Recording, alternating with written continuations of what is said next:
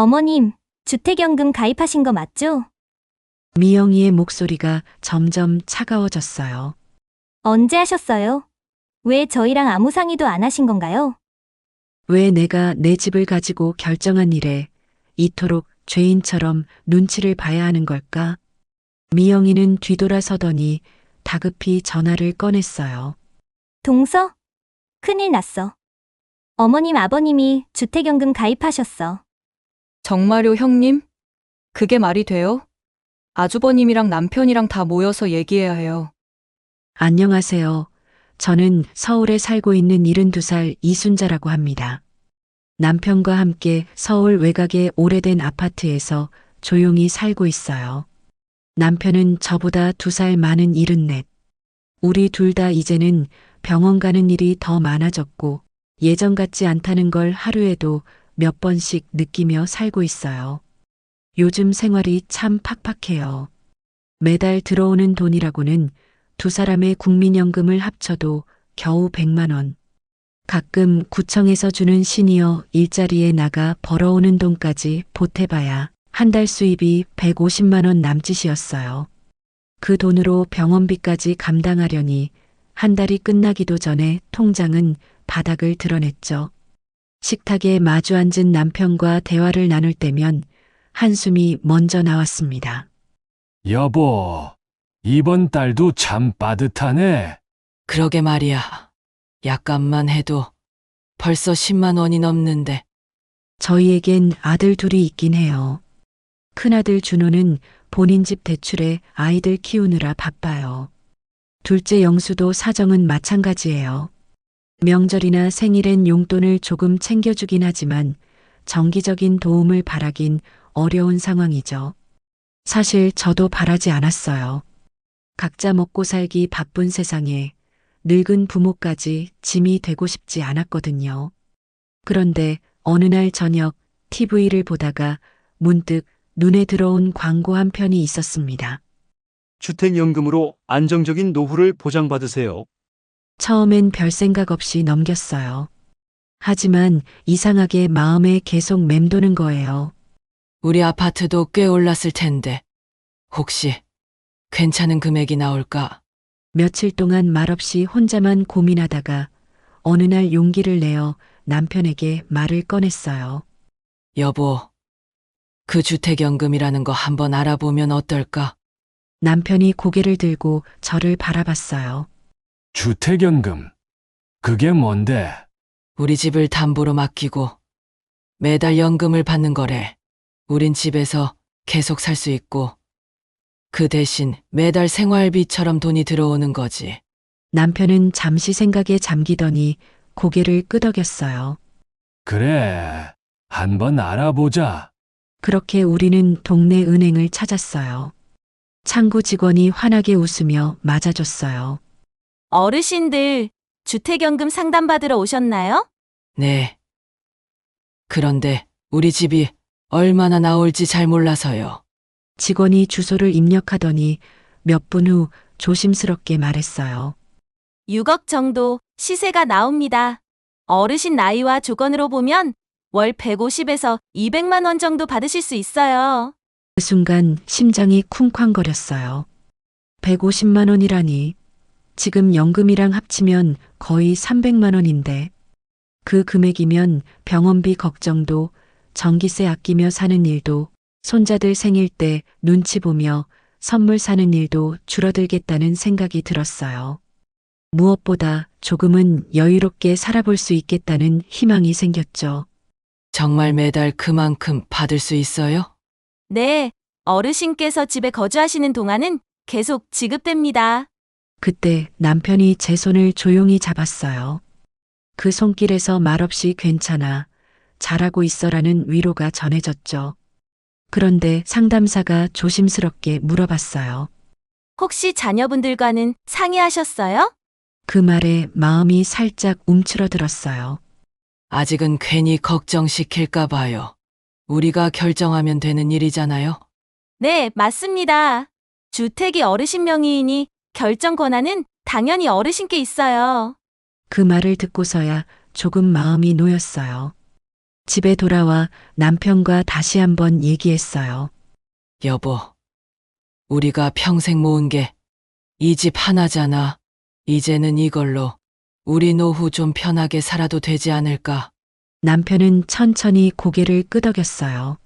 그래, 자식들도 이제 다 컸고, 우리만 걱정 없이 살면 그것도 효도 아니겠어. 그날 밤 뒤척이다가 창밖을 바라봤어요. 한쪽 마음엔 설렘이, 또 한쪽 마음엔 불안이 있었죠. 혹시 애들이 알면 반대하진 않을까? 하지만 생각해보면 이 집은 우리가 살아온 시간의 증거였고 선택도 우리 몫이었어요. 일주일이 지났어요. 그동안 계속 고민했지만 결론은 같았어요. 돈에 허덕이며 병원비 걱정, 손주들 용돈 걱정할 바엔 연금을 받고 여유롭게 사는 게 낫겠다고 결론 내렸어요. 다시 은행에 갔어요. 이번엔 마음이 훨씬 확고했어요. 주택연금 신청하겠습니다. 상담사는 서류를 하나씩 설명해 주었고 우리는 꼼꼼히 듣고 준비하기 시작했어요. 서류에 도장을 찍기 전 남편이 조용히 물었어요. 여보, 정말 이게 맞는 걸까? 응. 우리 지금 이거 말고는 다른 방법도 없잖아. 그리고 난 우리가 잘하고 있다고 생각해. 계약서에 도장을 꾹 찍었을 때 왠지 모르게 눈물이 핑 돌았어요. 그건 후회의 눈물이 아니라 오랜 기다림 끝에 처음으로 내 인생을 내가 결정했다는 뿌듯함이었어요. 이제 정말 편안하게 살 수 있겠어. 남편이 제 어깨를 다정하게 두드리며 말했어요. 그래, 이제 우리도 우리 인생 좀 즐기자고. 은행을 나서며 하늘을 올려다봤어요. 구름 사이로 따스한 햇살이 내려오고 있었어요. 그 햇살이 마치 새로 시작된 인생을 축복해주는 것 같았어요. 주택연금 승인이 나고 한 달이 지났습니다. 그동안 단 한 번도 느껴보지 못했던 여유가 찾아왔어요. 첫 연금이 들어온 날, 그 기쁨은 말로 다 표현할 수 없었죠. 여보, 진짜야. 연금이 들어왔어. 통장에 찍힌 금액을 확인한 순간 저도 모르게 소리를 질렀어요. 남편도 활짝 웃으며 제 손을 꼭 잡았어요. 이제야 숨 좀 쉬겠구나. 그날 저녁 우리는 갈비탕집으로 외식을 나갔어요. 따뜻한 국물에 마음도 같이 녹아내렸죠. 마치 다시 젊어진 것처럼 발걸음이 가벼웠어요. 하지만 그 행복은 오래가지 않았습니다. 며칠 뒤 제가 마트에 간 사이 큰일이 벌어졌어요. 큰 며느리 미영이가 택배를 찾으러 우리 집에 들렀다가 테이블 위에 놓인 서류를 보게 된 거예요. 한국주택금융공사라고 찍힌 우편물. 집에 돌아오자마자 분위기가 이상했어요. 미영이의 표정이 굳어 있었습니다. 평소 다정했던 얼굴은 온데간데였고 싸늘한 눈빛이 저를 꿰뚫어 보고 있었어요. 어머님, 혹시 이거 무슨 서류인지 여쭤봐도 될까요? 그녀가 손에 들고 있는 건 바로 연금 지급 통지서였어요. 가슴이 철렁 내려앉았어요. 설마 이렇게 들킬 줄은 몰랐거든요. 제 입에서 제대로 된 말이 나오지 않았어요. 어머님, 주택연금 가입하신 거 맞죠? 미영이의 목소리가 점점 차가워졌어요. 평소 다정했던 모습은 온데간데 없었어요. 언제 하셨어요? 왜 저희랑 아무 상의도 안 하신 건가요? 목소리는 날카로워졌고 시선은 싸늘했어요. 적어도 저희한테는 말씀하셨어야죠. 그 순간 뭔가가 안에서 뚝 하고 꺾이는 소리가 났습니다. 왜 내가 내 집을 가지고 결정한 일에 이토록 죄인처럼 눈치를 봐야 하는 걸까? 미영이는 뒤돌아서더니 다급히 전화를 꺼냈어요. 동서? 큰일 났어. 어머님, 아버님이 주택연금 가입하셨어. 전화기 너머로 둘째 며느리 정희의 놀란 목소리가 들려왔어요. 정말요, 형님? 그게 말이 돼요? 아주버님이랑 남편이랑 다 모여서 얘기해야 해요. 그제야 알았어요. 이건 단순한 오해나 섭섭함의 문제가 아니라는 걸. 이제 본격적인 전쟁이 시작되려 한다는 걸요. 전화를 끄는 미영이는 차갑게 말했어요. 어머님, 이건 정말 너무하신 거예요. 그 말에 저도 더는 참을 수 없었어요. 뭐가 너무하다는 거니? 이 집, 우리 부부 이름으로 돼 있어. 우리가 어떻게 하든 무슨 상관이니? 목소리가 떨렸지만 분명히 말하고 싶었어요. 내 인생에 대한 결정권을 더는 남의 눈치로 흔들리고 싶지 않았거든요. 그래도 저희는 어머님, 아버님의 자식이잖아요. 미영이의 항의에 남편이 거실로 나왔습니다. 무슨 일이야? 아버님, 주택연금 가입하셨다면서요. 왜 저희한테 말 한마디 없으셨어요? 남편은 차분하지만 단호하게 말했어요.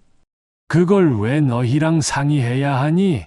이 집, 우리가 벌어 산 집이다.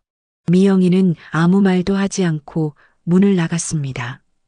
그날 저녁 가족 단톡방에 연락이 돌았어요. 이번 주말에 모두 모이자는 메시지였어요. 분위기가 심상치 않았어요. 마치 무슨 큰 잘못을 저지른 사람을 심판하러 모이는 것 같았어요. 그날 밤 남편과 저는 걱정스러운 마음으로 이야기했어요. 여보, 우리가 잘못한 걸까요? 아니야. 우리 집인데. 우리가 어떻게 하든 우리 자유지. 하지만 마음 한편으로는 불안했어요. 주말이 되었어요. 거실에 온 가족이 모여 앉았는데 분위기가 무겁기만 했어요. 아들들은 어색한 표정이고 며느리들은 불만이 가득한 얼굴이었어요. 마치 법정에 선 기분이었어요. 미영이가 먼저 입을 열었어요. 어머님, 저는 이건 아니라고 생각해요. 저는 조용히 대답했어요. 왜 아니지? 이 집은 우리가 살아온 세월이고, 우리 이름으로 된 집이야. 그러자 둘째 며느리 정희가 목소리를 높였어요. 그래도 가족인데 이건 함부로 결정하실 문제가 아니죠. 그 말에 가슴이 철렁 내려앉았어요. 함부로 그 한 단어에 억장이 무너졌어요. 그럼 이게 너희들 집이니? 우리가 피땀 흘려 산 집이야. 결정권은 우리한테 있어. 남편이 분노에 차서 이야기했어요. 우리가 연금을 받든 기금을 받든 왜 너희가 이래라 저래라니? 우리 인생은 우리가 정하는 거야. 하지만 며느리들의 표정은 굳어졌고 아들들은 시선을 피했어요. 그 순간 저는 알 수 있었습니다. 그들 눈빛에 담긴 감정이 단순한 걱정이 아니라는 걸. 욕심이었어요. 이 집에 대한 탐욕. 그리고 우리는 그 앞에서 단지 장애물에 불과했던 거예요. 아버님, 어머님, 이 집은 저희에게도 중요한 의미가 있어요. 미영이의 그 말에 마지막 희망이 무너졌습니다. 그 순간 깨달았어요. 나는 그들의 가족이 아니었어요. 그저 집을 가진 존재였을 뿐이었어요. 며느리들의 본심이 드러나자 분위기는 걷잡을 수 없이 얼어붙었어요. 둘째 며느리 정희가 입을 열었어요. 그게 아니라 저희도 나름대로 계획이 있었어요. 계획이라니. 그 말에 가슴이 철렁 내려앉았어요. 아이들 교육비도 많이 들고 집 대출도 있고. 그 순간 제 안에서 뭔가가 부글부글 끓어오르기 시작했어요. 그래서 그걸 우리 집으로 해결하려고 했다는 거니? 제 목소리가 떨리며 점점 커졌어요. 너희 인생은 너희가 책임져야지. 왜 우리가 고생해서 산 집을 가지고 너희 문제를 덮으려 드니? 미영이가 어색하게 웃으며 손을 내저었어요. 어머님, 오해하시는 거예요. 저희가 그런 나쁜 뜻은 절대. 나쁜 뜻이 아니라고? 제가 미영이를 똑바로 바라봤어요. 그럼 내가 어떻게 받아들여야 하니? 우리가 아직 살아있는데 벌써부터 우리 집을 팔아 너희 대출 갚고 애들 교육비 마련하려는 게 그게 도대체 무슨 뜻이니? 거실은 얼어붙은 듯 조용해졌어요. 아무도 감히 대답하지 못했어요. 그때 둘째 아들 영수가 조심스럽게 입을 열었어요. 엄마 계약 해지하면 안 될까요? 저희가 용돈 드릴게요. 용돈. 남편이 어이없다는 듯 웃었어요. 지금까지 너희가 우리한테 용돈 제대로 준 적이 있었냐? 준호가 급히 말을 받았어요. 이번엔 정말이에요. 한 달에 30만 원씩 드릴게요. 영수도 같이 하면 60만 원이에요. 그 순간 저의 마지막 인내심이 무너졌어요. 60만 원? 헛웃음이 터져 나왔어요. 명절 때 10만 원도 아깝다는 표정 짓던 너희가 우리 집 얘기 나오니까 갑자기 60만 원을 준다고? 제 목소리는 더 이상 떨리지 않았어요. 분노로 단단히 굳어져 있었어요. 이 집 팔고 나눠 가질 생각에 우리 부부가 언제 죽나 그거 기다리며 하루하루 손꼽았겠지. 남편도 더는 참지 않았어요. 이 집은 우리가 피땀 흘려 산 집이야. 너희는 그 집을 노리고 있었던 거고. 미영이가 다급하게 말했어요. 어머님, 그런 뜻이 아니라니까요. 우리가 결혼할 때 너희 전세금도 도와줬고 애들 태어나면 돌잔치에 유치원비에 뭐 하나 빠뜨린 게 있었니? 그걸로도 부족해서 이제는 이 집까지 가져가겠다는 거니? 저는 단호하게 말했어요. 아무리 부모 자식간이라도 우리는 이제 더 이상은 못한다. 오늘부로 우리는 너희 부모 역할 내려놓는다. 거실은 숨소리 하나 들리지 않을 정도로 조용해졌어요. 며느리들도 아들들도 아무 말도 하지 못했어요. 저는 숨을 한번 고르고 마지막 말을 꺼냈어요. 너희를 키우고 너희에게 아낌없이 써온 지난 세월이 오늘 이렇게 허망하게 느껴질 줄은 몰랐다. 아들들이 서로 눈치를 보기 시작했고 며느리들의 얼굴은 굳어져 있었어요. 그들의 본심이 적나라하게 드러난 순간이었죠. 남편이 고개를 저으며 말했어요. 평소엔 전화 한 통, 얼굴 한 번 보기도 힘들더니 우리 주택연금 얘기 나오니까 이렇게 번개처럼 다들 모였구나. 그 말에 모두가 고개를 떨궜어요. 너희는 그냥 우리가 빨리 죽기만을 바랐던 거구나. 살아있는 게 민폐였던 거지.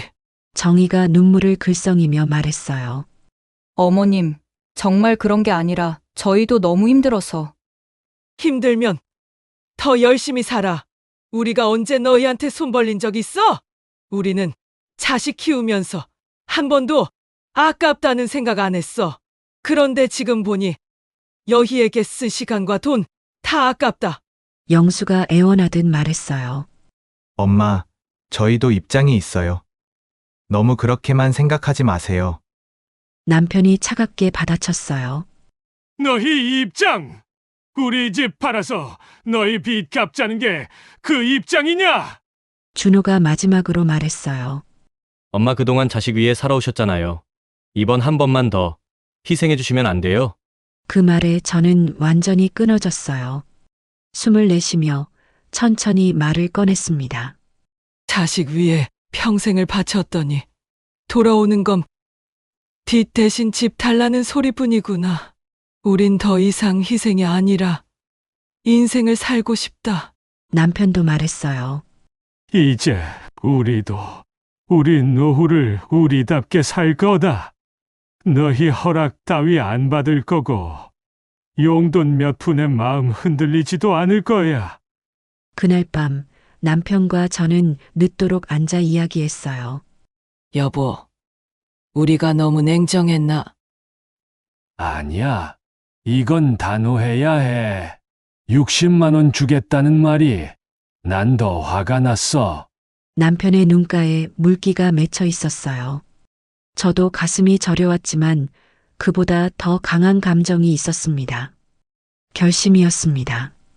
이제 더 이상 우리 인생을 자식들 판단에 맡기지 않겠다는, 우리는 지금부터 진짜 우리의 삶을 시작하기로 했습니다. 다음 날 아침 저는 결심을 굳혔어요. 더는 이런 모욕과 눈치를 받으며 살 수는 없었어요. 가족 단톡방을 열고 메시지를 썼습니다. 다시 한번 말하지만 이 집은 엄마 아빠의 집이다. 우리 결정이 여의에게 불편하다면 더 이상 연락하지 말거라. 그리고 이 집에 단 한 푼도 기대하지 말길 바란다. 남편도 옆에서 조용히 고개를 끄덕였어요. 잘했어. 여보, 이렇게라도 해야 정신 차리지. 우리는 동시에 단톡방을 나갔어요. 그 순간 말로 표현할 수 없는 해방감이 밀려왔어요. 무거운 짐을 내려놓은 것처럼 가슴이 뻥 뚫리는 기분이었어요. 며칠 후 아들들이 집으로 찾아왔습니다. 준호가 조심스레 문을 두드리며 말했어요. 엄마, 너무하신 거 아니에요? 뭐가 너무해? 저는 담담하게 되물었어요. 우리가 조금 편안하게 살려고 한 결정은 그렇게 비난하면서 정작 너희는 우리 생활에 책임질 것도 없으면서 집은 절대 팔지 말라니 그게 더 너무한 거 아니니? 준호의 표정이 굳었고 영수가 나직이 말했어요. 엄마 그래도 지금 집을 파는 건 좀 이르지 않아요? 나중에 더 오를 수도 있고. 저는 단호하게 말했어요. 우린 평생 빠듯하게 살았고 지금이 우리에게 가장 소중한 시간이다. 우리가 죽고 나서 집값 오르면 그건 너희 몫이겠지. 그걸 위해 지금 이 고생을 또 감당하라는 거냐? 잠시 정적이 흘렀고 남편이 말했어요. 불효, 이제 그만하거라. 며느리들은 끝내 오지 않았어요. 자신들의 속셈이 다 드러난 이상 얼굴을 들 자신이 없었겠죠. 준호가 울먹이며 말했어요. 엄마, 그럼 정말 우리랑 인연 끊으시겠다는 거예요? 그 말에 마음 한구석이 저릿했지만 되돌릴 수는 없었어요. 인연을 끊는 게 아니야. 너희가 먼저 우리를 짐처럼 여겼잖니. 우리는 그 현실을 그냥 받아들이는 거야. 영수가 마지막으로 묻듯 말했어요. 엄마, 정말 평생 저희 안 보고 사실 수 있어요? 남편이 대신 답했어요. 그래. 안 보고 사는 게 훨씬 마음 편하겠더라. 너희가 우리한테 해준 게 뭔데? 명절에 10만 원 주는 게 전부였잖아. 아들들은 할 말을 잃은 듯 고개를 떨궜고 준호가 마지막으로 외쳤어요. 엄마 그동안 자식 위해 사셨잖아요. 왜 이러시는 건데요? 갑자기 그 단어 하나에 제 안에 마지막 남은 끈이 툭 끊어졌어요. 갑자기 제 목소리에 분노가 실렸어요. 우린 예전부터 힘들었어. 너희가 그냥 외면했을 뿐이야. 엄마, 그만하자. 저는 단호하게 말했어요. 이제 정말 끝이야. 더는 얘기하고 싶지 않다. 아들들이 돌아가고 집은 고요해졌지만 이상하리만치 마음은 편했어요. 더 이상 눈치 볼 일도 미안해할 이유도 없었어요. 남편이 제 손을 꼭 잡았어요. 순자야, 우리 잘한 거 맞지? 저는 망설이지 않았어요. 응. 정말 잘했어. 후회 없어. 제가 확신에 차서 대답했어요. 매달 주택연금이 들어올 때면 우리는 조용히 고마워했어요. 큰 돈은 아니지만 누구에게도 기대지 않고 우리 두 사람만의 삶을 지킬 수 있는 귀한 돈이었어요. 며칠 후 우편함에서 편지를 발견했어요. 미영이가 보낸 거였어요. 봉투를 여는 손이 떨렸어요. 짧은 편지 한 장. 어머님, 죄송합니다. 아직도 저희를 용서할 마음이 없으신 건가요? 어머님의 용서를 기다리겠습니다. 저는 편지를 남편에게 보여줬어요. 어떻게 생각해요? 남편은 말없이 잠시 생각하더니 고개를 저었어요. 늦었지. 상처는 이미 깊게 났어. 맞는 말이었어요. 그들이 보인 탐욕과 이기심은 쉽게 잊혀질 일이 아니었어요. 사람보다 재산을 먼저 생각하는 마음을 어떻게 용서할 수 있겠어요? 저는 편지를 천천히 찢어 쓰레기통에 버렸어요. 돌아갈 마음도 돌아갈 이유도 없었어요. 요즘 우리는 매일 오후 단지를 산책해요. 벤치에 앉아 햇살을 쬐고 친구들과 웃으며 이야기 나누고 어제는 이웃집 할머니가 물어보셨어요. 순자야, 아들들은 잘 지내니? 저는 고개를 끄덕였어요. 각자 바쁘게 잘 살고 있지요. 더 이상 서운하지 않았어요. 정말 남 같았으니까요. 가끔 손자들 생각이 날 때가 있지만 그걸 핑계로 다시 상처받고 싶진 않아요. 그들에겐 여전히 우리가 아닌 집이 중요하니까요. 그래도 괜찮아요. 지금 우리는 정말로 자유롭고 행복합니다. 전엔 매달 생활비에 쪼들리며 불안에 떨었지만 지금은 작지만 단단한 여유를 가진 삶이에요. 우리가 만든 우리를 위한 인생이니까요. 그로부터 몇 달이 흘렀어요. 가족 단톡방을 나간 이후 아이들에겐 별다른 연락이 없었고 우리는 오히려 더 평온한 나날을 보냈습니다. 이젠 며느리들의 눈치를 볼 일도 아들들에게 서운해할 일도 없었어요. 매달 들어오는 주택연금 덕분에 우리는 소박한 행복을 누릴 수 있었죠. 먹고 싶은 게 있으면 외식도 하고 친구들과 함께 작은 여행도 계획했어요. 무엇보다도 마음이 참 편안했어요. 여보, 이번 달엔 어디 한번 가볼까? 뭐, 어디든 좋아요. 이런 대화를 나누는 것만으로도 행복했어요. 어느 날 우편함에서 편지 하나를 더 발견했어요. 이번엔 며느리 정희가 보낸 것이었어요. 어머님, 아버님, 정말 죄송합니다. 저희가 잘못 생각했어요. 짧은 한 줄. 하지만 그 속엔 무거운 감정이 담겨 있었어요. 저는 편지를 남편에게 보여줬습니다. 어떻게 생각해요? 남편이 편지를 천천히 읽더니 한숨을 쉬었어요. 지금 와서 후회해도 우리가 받은 상처는 그렇게 쉽게 아물진 않지. 맞는 말이었어요. 그들의 말과 행동, 그리고 우리 집에 품었던 속내는 쉽게 잊을 수 없었어요. 남편이 말했어요. 당신, 다시 돌아가도 같은 선택할 거죠? 그럼요. 우리가 그때 그 선택을 하지 않았다면 지금쯤은 또 자식들 눈치 보며 살았겠죠. 그 순간 현관 초인종이 울렸어요. 문을 열자 두 아들과 며느리들이 서 있었어요. 다들 고개를 숙인 채 아무 말도 하지 못했어요. 한참을 그러고 있다가 큰아들이 떨리는 목소리로 말했어요. 엄마 정말 죄송해요. 그동안 너무 당연하게 생각했어요. 두 분이 우리 곁에 있는 걸, 두 분이 해주셨던 걸. 작은 아들도 따라 울먹이며 말했어요. 엄마, 저희가 얼마나 어리석었는지 이제야 깨달았어요. 아이들도 할머니 보고 싶다고 해요. 제발 용서해 주세요. 남편이 제 옆에서 조용히 손을 잡았어요. 저는 그 손을 꼭 잡고 잠시 두 아들을 바라봤어요. 그리고 말했어요. 아직 우리 마음의 상처가 아물지 않았다.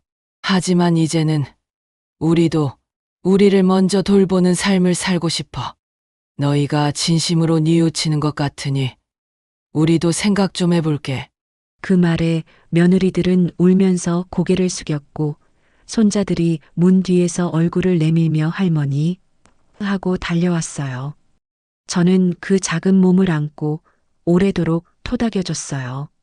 지금 우리는 진짜로 행복해요. 누구에게도 민폐 끼치지 않고 누구의 눈치도 보지 않으며 살아요. 내 집에서 내 돈으로 내 뜻대로 사는 게 이렇게 편할 줄 몰랐어요. 창밖으로 석양이 지고 있어요. 붉은 노을이 참 아름다워요. 저는 그 노을을 바라보며 생각해요. 후회는 지나갔고 이제는 온전한 나의 시간이구나. 우리에겐 얼마나 많은 시간이 남았을지 모르지만 이제부터는 하루하루가 진짜 우리의 날이에요. 그리고 그것만으로도 충분히 행복하다고. 한 달 전 경로당에서 만난 영희 언니가 물었어요. 순자야, 자식들이랑 그 일 이후로 연락 안 해? 가끔 안부 정도 주고받아요. 저는 담담하게 말했어요. 그래도 자식인데. 언니의 말에 예전 같았으면 마음이 아팠을 거예요. 하지만 지금은 달라요. 언니, 꼭 연락하며 살아야 가족은 아니잖아요. 무자식이 상팔자라는 말. 전 이제 이해돼요. 맞는 말이네.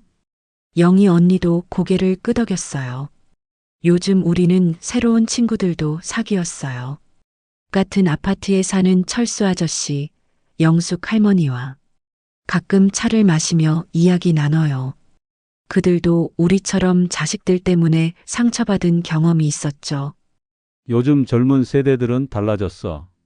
철수 아저씨가 말했어요. 우리 때는 부모 공경이 기본이었는데 그러니까 우리가 너무 많이 해줬나 봐요. 애들이 당연하게 생각하게 된 것 같아요. 맞아요. 이제라도 늦지 않았죠. 우리 인생은 우리가 챙겨야 해요. 모두가 고개를 끄덕였어요. 오늘 오후 남편과 함께 마트에 다녀왔어요. 예전엔 가격표만 보며 물건을 내려놓기 일쑤였지만 이제는 먹고 싶은 걸 망설임 없이 담아요. 여보, 오늘은 소고기 어때? 좋지? 이런 작은 자유로움이 이렇게 소중할 줄 몰랐어요. 계산을 하면서 카드를 내밀 때 마음이 편안했어요. 주택연금 덕분에 돈 걱정 없이 살 수 있으니까요. 집에 돌아와 함께 요리를 하며 웃었습니다. 왜 그동안 이렇게 살 생각을 못 했을까? 이게 진짜 우리 인생이지. 저녁을 먹으며 TV를 켰더니 뉴스에서 노인 빈곤 이야기를 다루고 있었어요. 예전의 우리 모습이 떠올랐어요. 그때 주택연금 안 했으면 우리도 저렇게 살고 있었겠지. 잠자리에 들며 남편이 말했어요. 여보 용기 내서 주택연금 하자고 해서 고마워요. 그리고 자식들 앞에서 당당하게 맞서준 것도 그렇고. 그 말에 제 마음이 따뜻해졌어요. 특별히 한 건 없어요. 그냥 이제는 나를 지키고 싶었을 뿐이에요. 그래요, 앞으로도 함께. 남은 시간 우리답게 살아가요. 창밖엔 별빛이 반짝이고 있었어요. 오늘도 우리는 평화롭게 잠들 거예요. 그리고 내일도 아무의 눈치도 보지 않고 우리가 원하는 대로 시작하는 하루가 기다리고 있겠죠. 그리고 그거면 충분해요. 정말 충분해요. 그런데 말이에요. 요즘 자식들에게서 연락이 가끔 옵니다. 죄송하다고 반성한다고 말은 하지만 그게 정말 진심인지 솔직히 잘 모르겠습니다. 이제 와서 용서를 구하는 말들이 상처를 덮으려는 가식일지 아니면 진심 어린 후회일지 여전히 제 마음속엔 물음표가 남아 있어요. 자식들과의 문제 과연 어떻게 풀어야 할까요? 끝난 줄 알았던 상처가 다시 고개를 드는 건 아닌지 저도 잘 모르겠습니다. 혹시 여러분은 어떻게 생각하시나요? 이런 상황에서 부모로서 어떤 선택을 해야 할까요? 여러분의 따뜻한 지혜와 생각을 댓글로 나눠주세요. 그것이 누군가에게 그리고 저에게도 큰 위로가 될 거예요. 감사합니다.